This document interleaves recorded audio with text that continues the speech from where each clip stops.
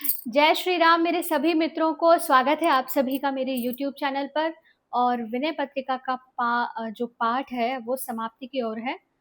हालांकि अब भी इसमें लगभग 100 पद शेष हैं। पद संख्या 197 नाहिन चरण रति ताहि ते सहो विपति कहत श्रुति सकल मुनि मति धीर बसे जो ससी उछंग सुधा स्वादित कुरंग ताहि क्यों भ्रम निरखि रवि कर नीर। इसका अर्थ है कि श्री रघुनाथ जी के चरणों में मेरा प्रेम नहीं है।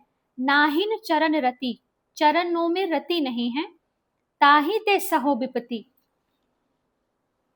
इसी से मैं विपत्तियों को भोग रहा हूं। कहत श्रुति सकल मुनि मति धीर, श्रुतियों में ऐसा कहा गया है। मेरा ही नहीं वेदों और समस्त बुद्धिमान मुनियों का भी यही कहना है।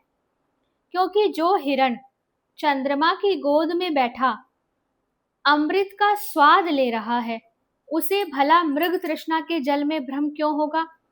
अर्थात यहाँ पे जो मुनि हैं वे उस हिरण के समान है जो चंद्रमा की गोद में बैठे हैं और वास्तविक अमृत का पान कर रहे हैं।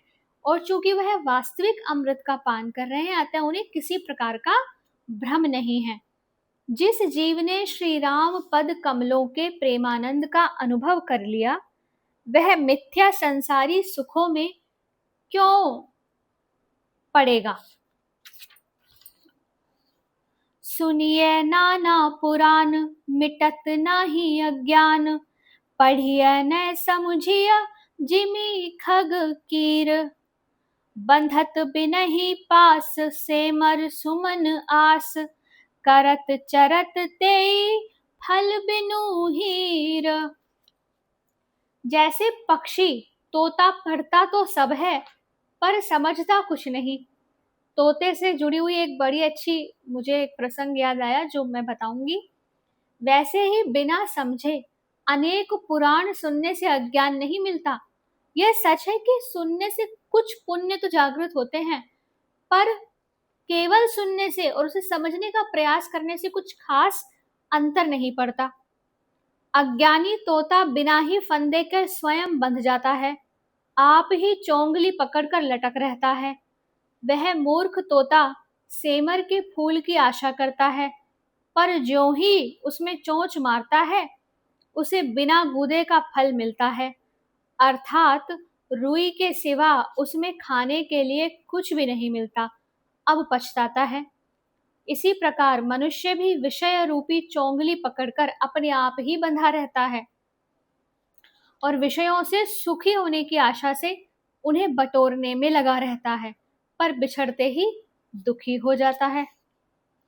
कछु न साधन सिद्धि जानो ना निगम निधि, निगम विधि नहीं जप तप बस मन ना समीर। तुलसीदास भरोस परम करुणा कोस, प्रभु हरि हैं विषम भव भीर।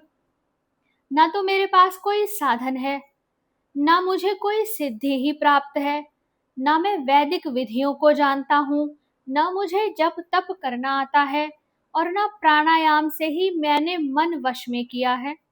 प्राणायाम तो एक बहुत कठिन साधना है। इस तुलसीदास को तो करुणा के भंडार भगवान श्री रामचंद्र जी का ही एकमात्र भरोसा है।